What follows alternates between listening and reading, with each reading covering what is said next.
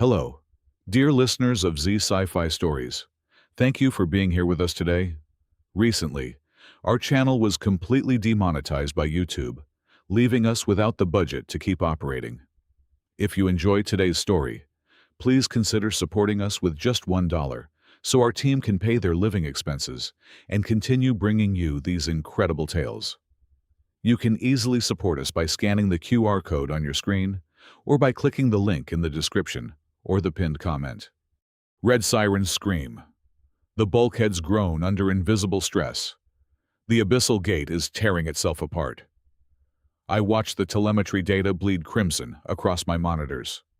Nothing survives the rift. Yet, a solitary, unregistered craft is plunging straight into the maw of the singularity. No hesitation, no deceleration, just a suicide dive into the crushing dark. I am a magistrate of the Xylar. My entire existence is governed by absolute mathematical logic. Probability dictates existence. Equations govern life and death. The rift is an anomaly that offers zero probability of survival. It is an ever-shifting spatial tear, a wound in the fabric of the universe that devours matter with agonizing certainty. Anything that crosses the event horizon is unmade. The abyssal gate is an isolated outpost. We are the silent watchers at the edge of the void. We exist merely to observe the execution of physics. We record the inevitable end of all things, foolish enough to drift too close. Today, the alarms shatter the sterile silence of my command deck. The automated klaxons wail in a chaotic frenzy. A vessel breaches the outer perimeter. It is laughably small, a speck of dust challenging a hurricane. It does not broadcast a transit code. It does not request clearance. It does not pause to calculate the terminal trajectory. It simply dives. I watch the tactical display, bracing for the inevitable display of destruction. The crushing pressure of the dead gravity zone should instantly reduce the hull to subatomic dust. The sheer tidal forces should snap its spine in a fraction of a second. I wait for the blip to vanish. It does not vanish, it dances. The pilot executes maneuvers that defy all logical processing. It is mathematically impossible. The ship slices through the violent gravitational tides. Instead of fighting the pull, the vessel rides the deadly waves of the accretion disk. It uses the crushing gravity to slingshot itself deeper. A mechanical ballet in the very heart of cosmic chaos. Every maneuver is sharp. Every turn is brutally precise. The sheer coldness of the piloting contrasts violently with the screaming panic of my station's warning systems. The machines are terrified. The pilot is calm. I initialize the orbital defense batteries. Protocol demands the immediate obliteration of any unauthorized trespassers. My neural interface connects directly to the firing grid. I calculate the firing solution. I issue the termination command. The system rejects me. The heavy plasma cannons remain locked in their cradles. I reinitialize. The system denies access again. Instead of the standard red prompt of target acquisition, my primary console flickers. It overrides my local control. It flashes an impossible shade of green. Absolute validity, do not interfere. My biological logic processors stall. The command structure of the galaxy is absolute. No single entity holds that level of clearance. Not the High Admirals. Not the Grand Council. Yet, the station overrides my direct authority. The mainframe pulls the registry data of the invading craft. A name renders on my main screen. Frederick Butterworth.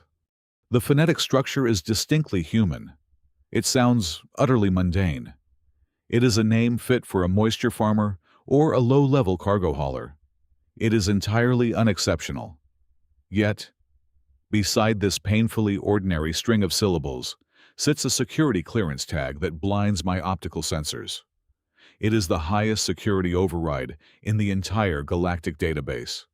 It is a priority level reserved solely for planetary extinction events and cosmic collapse. My astonishment escalates into pure, unadulterated dread. I force the deep scan sensors to penetrate the interference and analyze the craft itself. If this human possesses such authority, He must be commanding a dreadnought in disguise. I expect to find heavy neutron armor. I expect temporal shielding. I expect a hidden arsenal capable of leveling star systems. The results return. My auditory receptors ring with the absurdity of the data. There are no weapons. There is no heavy plating. The ship is practically naked against the raging storm of the rift. But nested deep within its tiny cargo bay is a payload that defies all sanity. It is a quantum reactor core. It is unshielded. It is wildly unstable. It is bleeding exotic radiation directly into the void. It is not a rescue beacon. It is a bomb. Frederick Butterworth has not brought a shield to the rift. He has brought a match to a powder keg. And he is diving straight into the abyss. I routed my consciousness through the quantum entanglement array, bridging the immense cosmic distance to the grand citadel of the Galactic Council. The transition from the chaotic, screaming reality of my border station to the serene, opulent amphitheater of the Council was jarring. Here, the universe was not a violent storm. It was a perfectly sanitized spreadsheet. I projected my avatar into the center of the vast chamber. Before me sat the representatives of the apex species.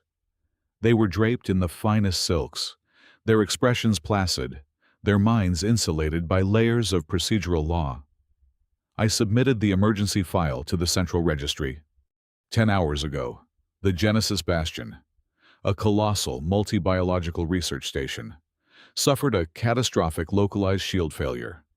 5,000 of our brightest minds, biologists, temporal physicists, engineers from a dozen worlds, were swallowed whole by the spatial tear. 5,000 beating hearts dragged into the crushing dark.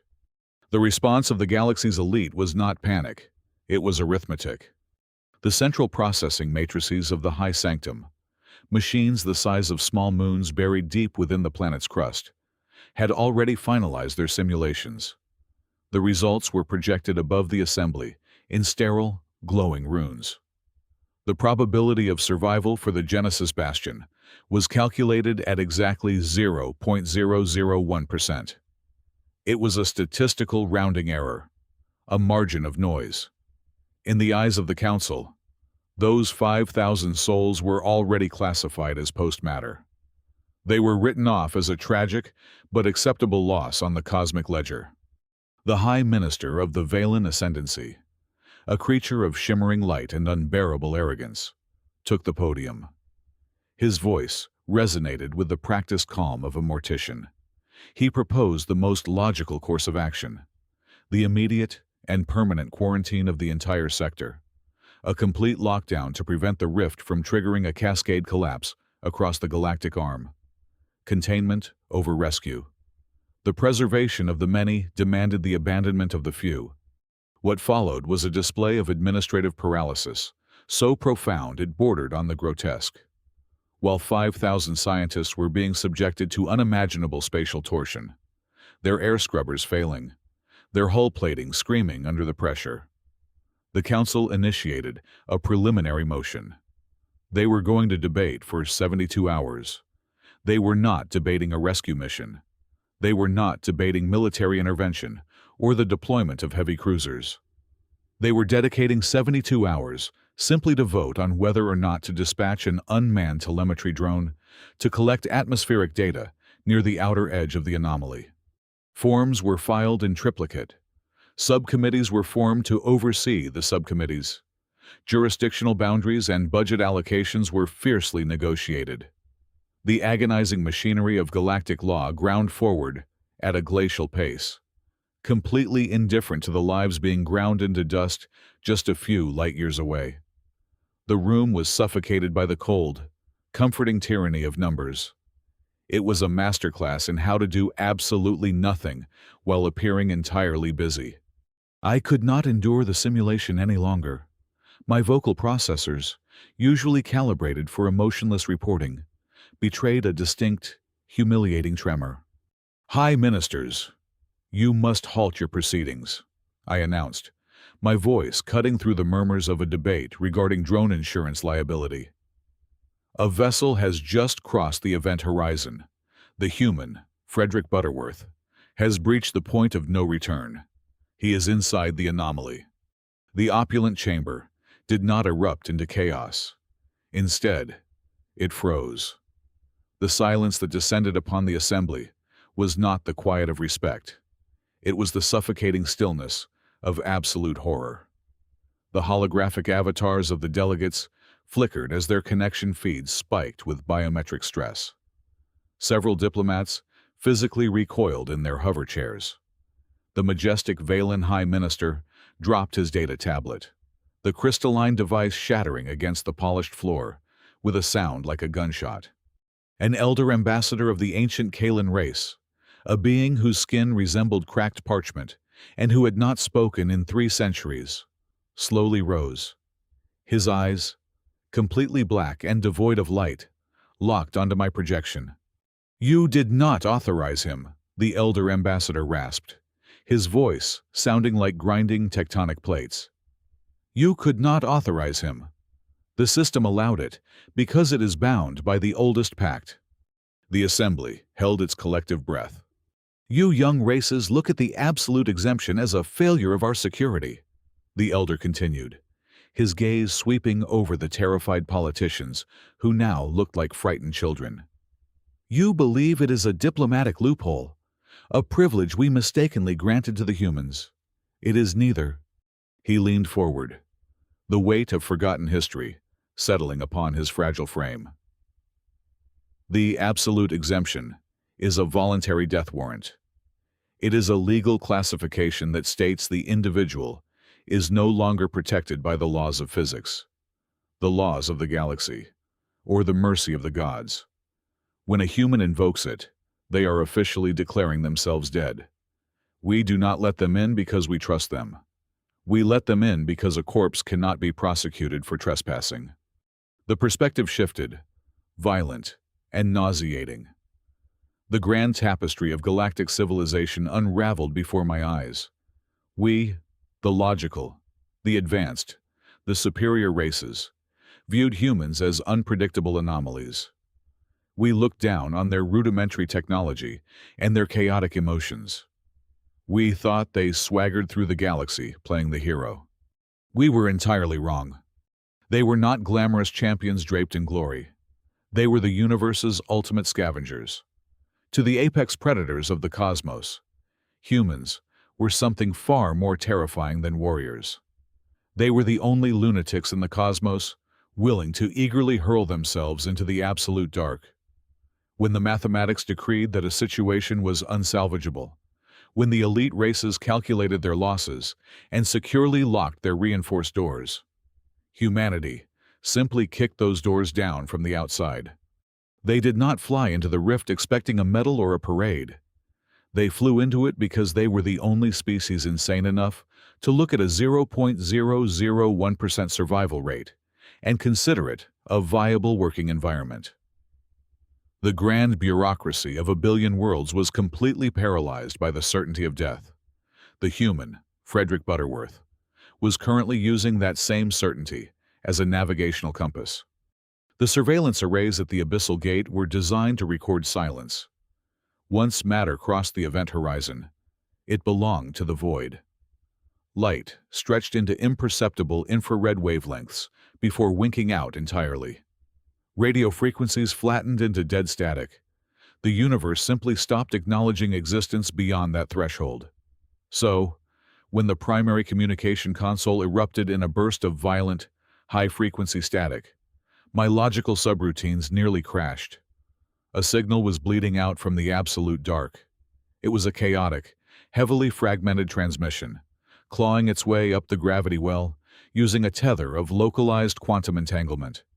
The static coalesced into a flickering holographic projection on the main tactical table. I braced my sensory receptors for the final, agonizing screams of a dying organism. Instead, the image resolved into the cramped, utilitarian cockpit of the human vessel. The entire cabin was vibrating with bone-rattling intensity.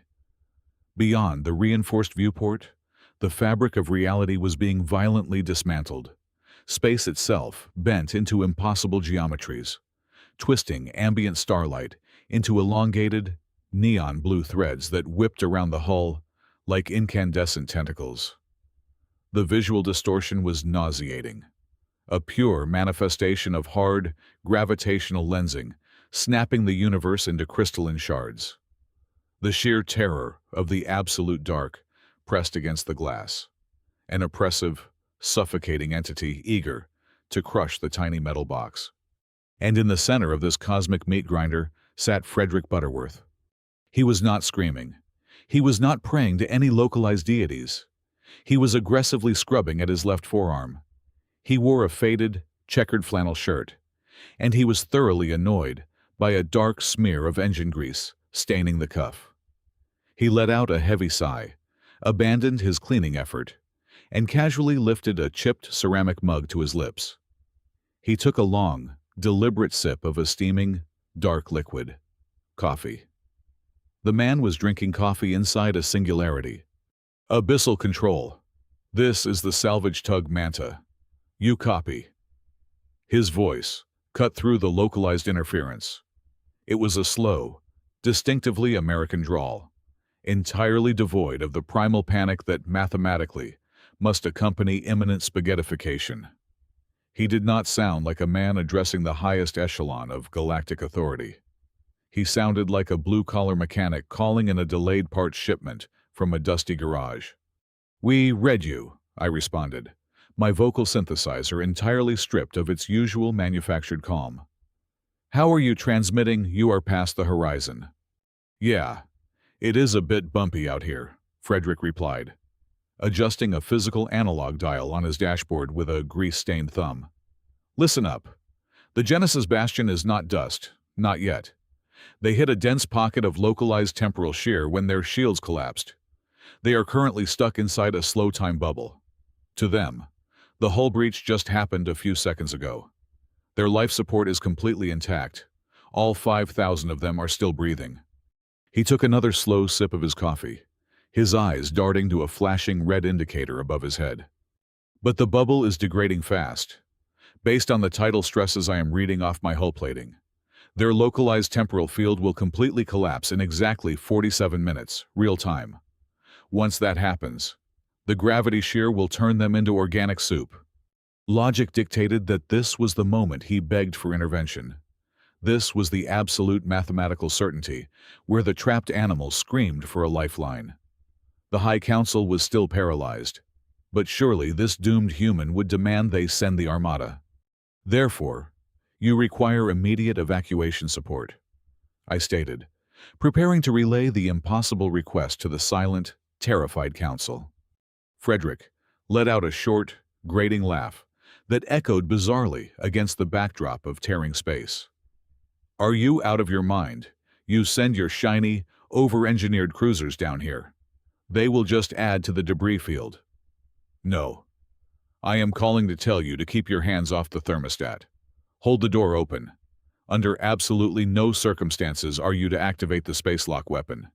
You do not seal this rift. You give me my 47 minutes, and you stay entirely out of my way." He cut the audio feed with a sharp click, leaving only the visual telemetry streaming back to our station. The astrophysics analysts on my command deck scrambled to process the raw data packets his ship was passively broadcasting. As the chaotic numbers translated into visual graphs, the true nature of his trajectory became terrifyingly clear. He was not just flying evasive maneuvers. He was manually venting the magnetic shielding on his extremely unstable quantum reactor core. "He is bleeding exotic mass," my chief analyst whispered, his digits trembling violently over the readouts. "He is intentionally making his vessel gravitationally heavier. He is turning his own ship into a localized gravity sink." The realization struck my logic processors with the force of a physical kinetic bombardment. The Genesis Bastion was trapped in a time bubble because the surrounding gravitational forces were perfectly, accidentally balanced. As the rift shifted, that delicate balance was failing. Frederick Butterworth was using his own ship as a gravitational counterweight. He was actively drawing the absolute destructive force of the singularity away from the research station and pulling it directly onto his own vessel. He was feeding the monstrous anomaly with his own highly volatile reactor, acting as a cosmic lightning rod to buy those 5,000 strangers exactly 47 minutes of existence. I stared unblinking at the monitor. The human was now tapping his fingers against the control yoke to an unheard, syncopated rhythm, his eyes locked on a violently shaking proximity gauge. He was a mundane, unpolished creature. There was no poetry in his posture, no grand philosophical monologue broadcasted to the stars about the sanctity of life. Yet, the sheer, staggering magnitude of his sacrifice shattered the foundational pillars of my worldview. He was a creature of finite, fragile flesh and blood, casually wrestling with the infinite dark. He was treating a cosmic apocalypse as a mere occupational hazard, in the face of cold, absolute galactic indifference, where superior intellects chose to do nothing. This utterly ordinary man from Earth was voluntarily holding the crushing weight of a collapsing universe on his own shoulders, and his only visible concern was a dirty shirt. My perfect, mathematical universe possessed no equation, no algorithm, and no precedent that could possibly explain the sheer magnitude of a human being. The chronological clock on my primary display ticked downward with agonizing precision. 47 minutes. It was a laughably finite measurement of existence against the infinite, ancient canvas of the void. While Frederick Butterworth wrestled with the gravitational leviathan out in the dark, I found myself paralyzed by a profound and heavy dissonance. My entire reality, the very foundation of my Xylar consciousness, was built upon the absolute infallibility of galactic law. Yet, before my optical sensors, the law had proven to be cowardly, and the lawless was bordering on the divine. I needed to understand the root of this paradox. I needed to know why the universe bowed to a human in a flannel shirt. Bypassing standard security protocols, I routed my consciousness into the deepest, most restricted memory banks of the Citadel. I invoked my highest magistrate authority to unlock the Omega-tier archives. These were the buried truths, the historical footnotes deemed too shameful, too terrifying, or too contradictory to the Council's narrative of a perfect galaxy. I searched for the genesis of the absolute exemption. The ancient data streams materialized, weaving a holographic tapestry of a forgotten tragedy that occurred exactly 150 years ago. The visual record centered on the Sol system, the cradle of humanity. It had been struck by a cosmic anomaly of unimaginable ferocity, a subatomic radiation storm, a stellar hurricane born from the violent death of a wandering magnetar, was sweeping toward their fragile blue world. It was a wave of pure, sterilizing energy, capable of stripping a planet to its bedrock and igniting the atmospheres of any world caught in its path. The human government, still in its interstellar infancy, and possessing only rudimentary slower-than-light technology, had sent a desperate, system-wide plea to the Galactic Council. They begged for heavy evacuation transports and planetary shielding technology. The response they received was a masterpiece of bureaucratic cruelty. The Council enacted the Safe Isolation Protocol. The overarching logic presented by the apex species was mathematically flawless and entirely devoid of a soul. To send rescue fleets into the path of an exotic radiation storm meant risking permanent contamination of the galactic transit lanes. Furthermore, the mandatory biological vetting, species cataloging, and quarantine procedures required by interstellar law mandated a minimum of 6 months to process the population of Earth. The radiation storm would consume their world in exactly 3 days. The high species of the galaxy mathematically concluded that humanity was a necessary casualty to prevent wider sector instability. They locked the gates, powered down their communication arrays, and left the young species to burn in the dark. But humanity did not quietly accept their extinction. They did not sit in the ashes and wait for the fire. The archives displayed a sequence of events that completely shattered my logical processing cores. Instead of rioting, Instead of succumbing to planetary despair, the humans mobilized everything they had. Every vessel capable of breaking atmospheric orbit was launched. They did not have a grand armada of war. They had civilian freighters, luxury orbital cruisers, rust-covered mining barges, and municipal garbage haulers. A pathetic, cobbled-together fleet of tens of thousands of mismatched ships rose to meet the apocalypse. They flew directly into the eye of the subatomic hurricane. They did not flee. They formed a blockade. Ship by ship, they locked their navigational computers together in a crude, desperate network.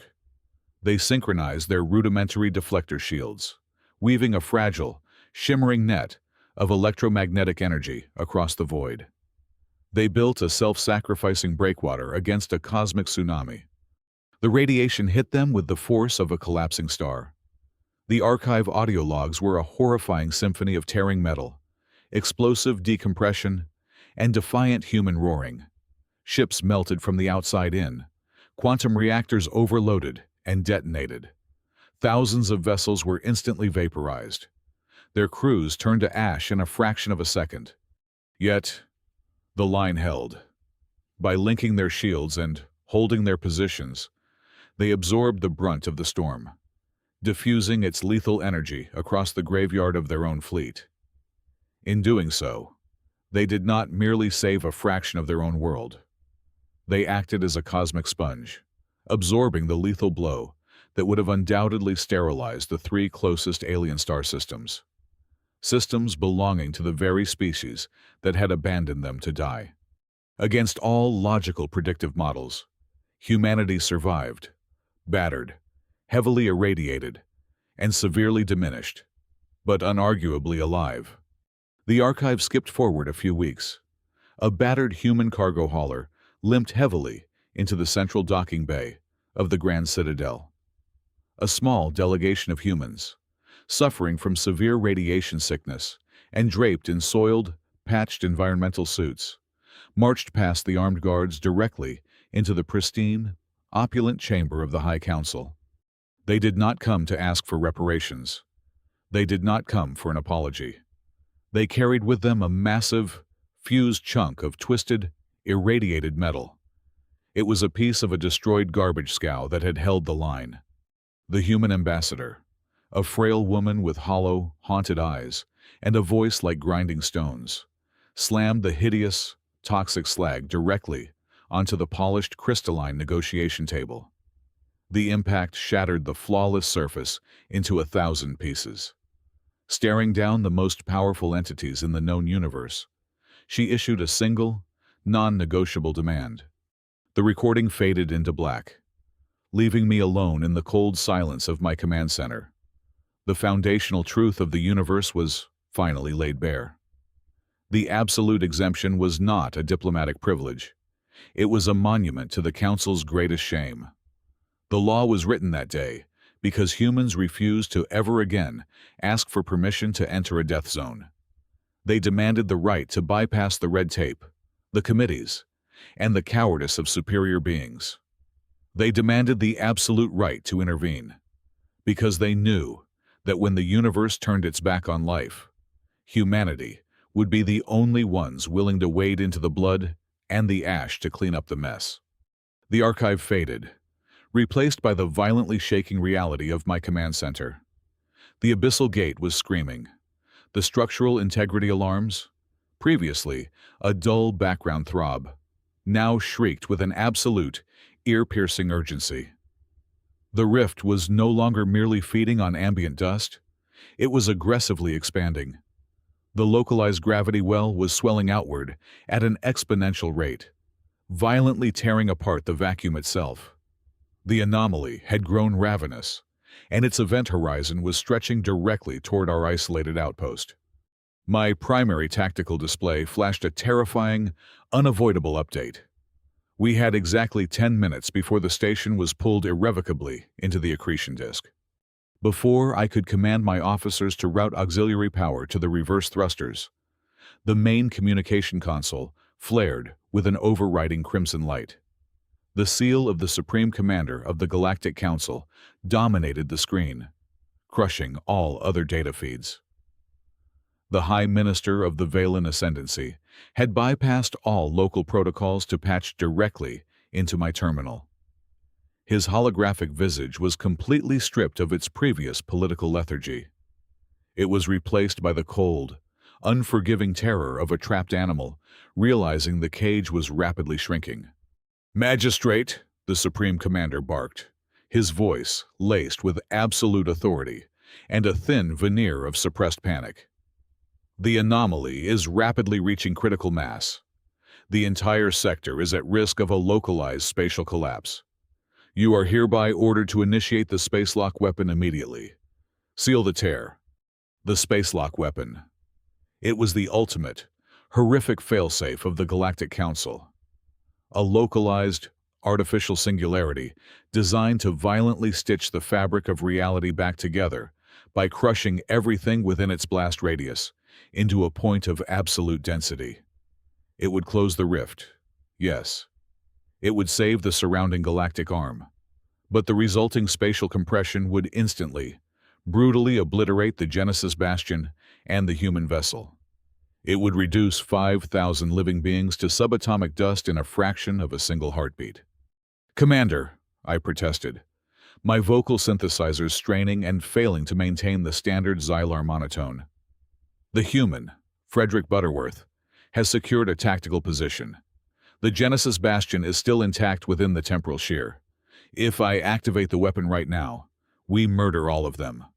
"They are already dead, Magistrate," the commander countered, his glowing eyes burning with the cold fire of galactic pragmatism. "That human is a rogue element, a statistical anomaly delaying the inevitable. Execute the order." "That is not a request. It is an absolute directive from the highest authority." The crimson interface of the spacelock system materialized on my primary console, locking out all other commands. The physical firing stud rose from the dashboard, glowing with a sickening, magnetic intensity. My hand hovered over the terminal. I was a magistrate. I was the living manifestation of the law. My entire life, my fundamental biological programming, demanded complete obedience to the mathematics of the Council. The survival of the many demanded the execution of the few. It was the foundational equation I had sworn to uphold. But my consciousness was still bleeding from the revelations of the Omega Archive. I saw the rusted human ships forming a pathetic, glorious wall of fire. I saw the frail human woman slamming the toxic slag onto the polished table. I saw Frederick Butterworth calmly drinking his coffee in the absolute face of oblivion. Was I about to become the very bureaucracy that humanity so fiercely despised? Was I about to slam the door shut on the only species in the universe willing to hold it open? The communication array crackled one final time. Frederick's voice pushed through the torrential, screaming static of the expanding rift. It was no longer a casual drawl. It was strained, breathless, heavily burdened by the crushing gravitational forces pressing against his fragile hull. "Abyssal control.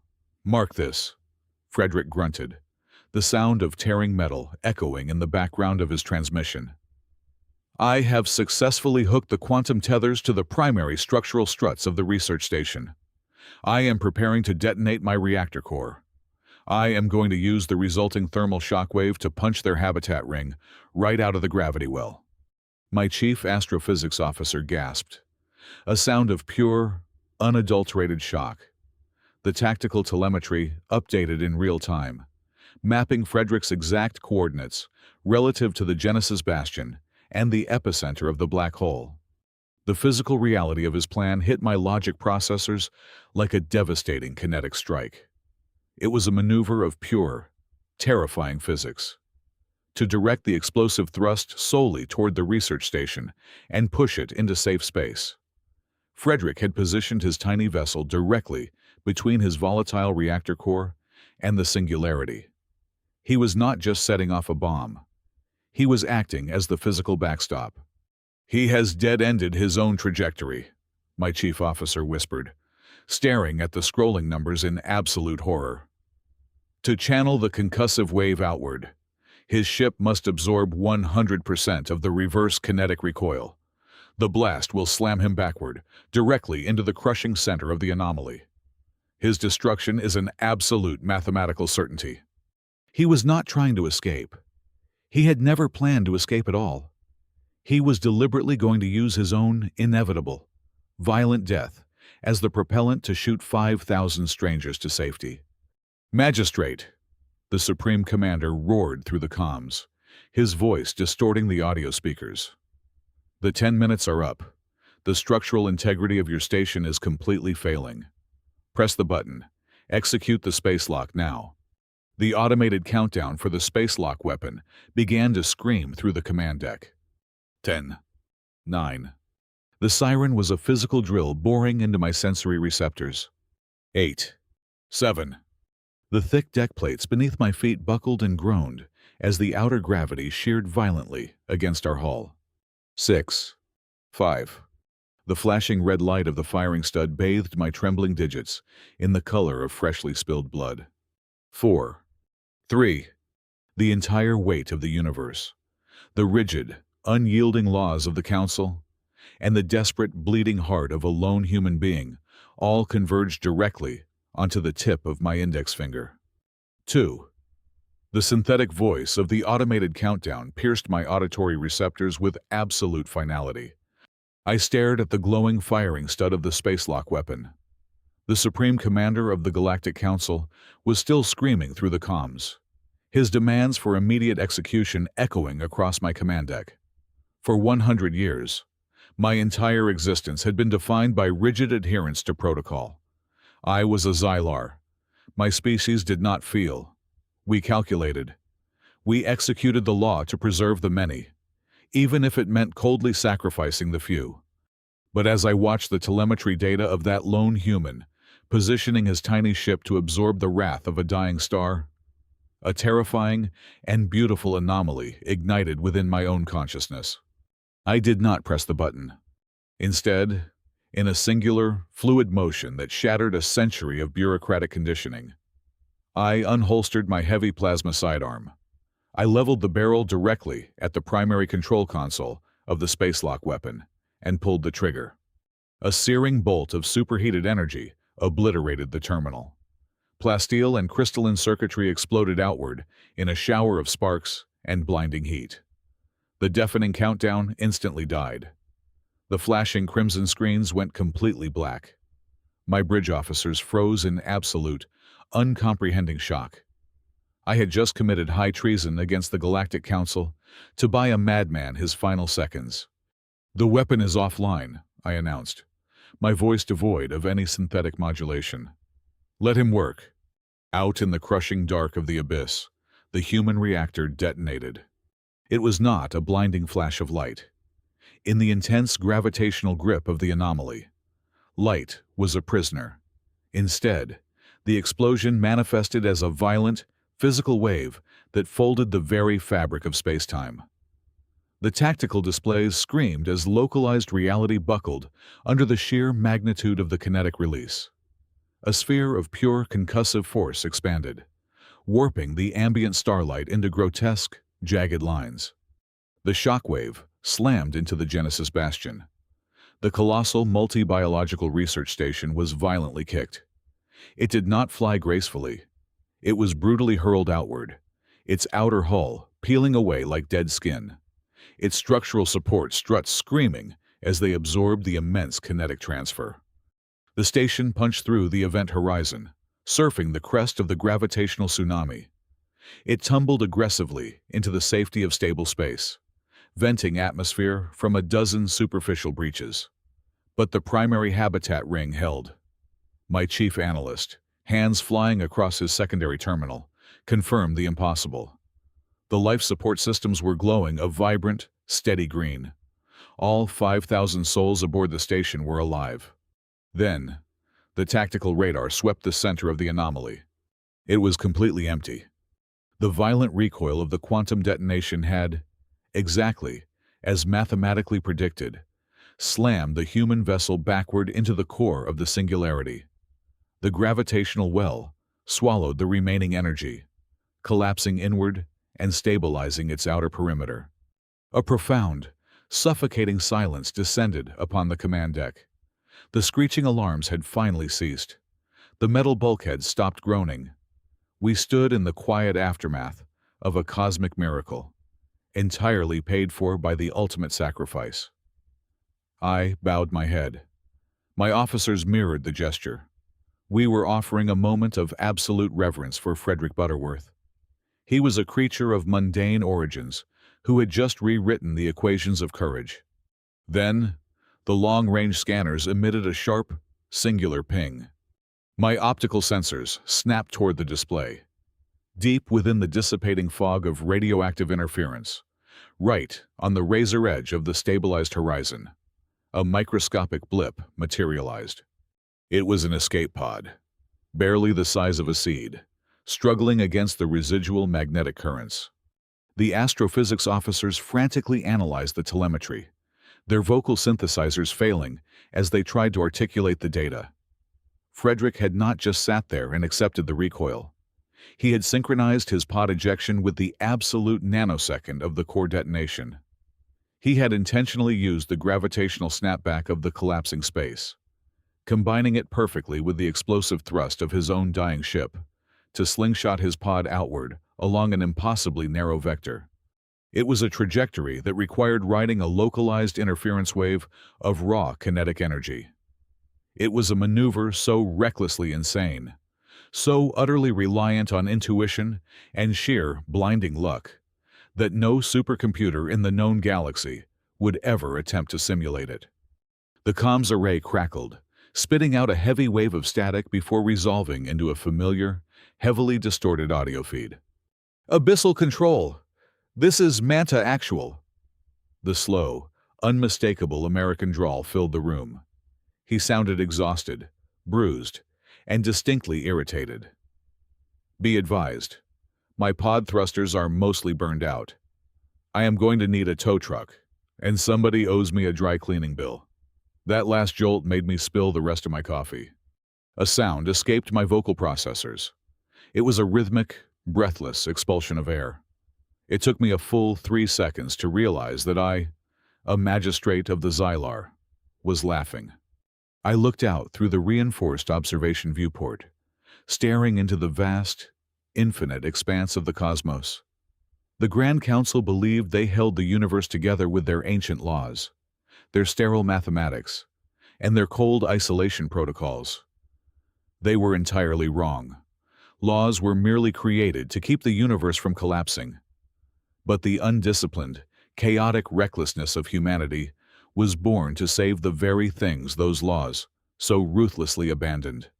I smiled, finally understanding the truth etched into the galactic registry. I knew exactly why only humans are permitted to enter without authorization. Dear listeners of Z Sci-Fi Stories, thank you so much from the bottom of my heart for staying with us until the very end of this journey. I would love to know where you are listening from today, so please leave a comment below and let me know.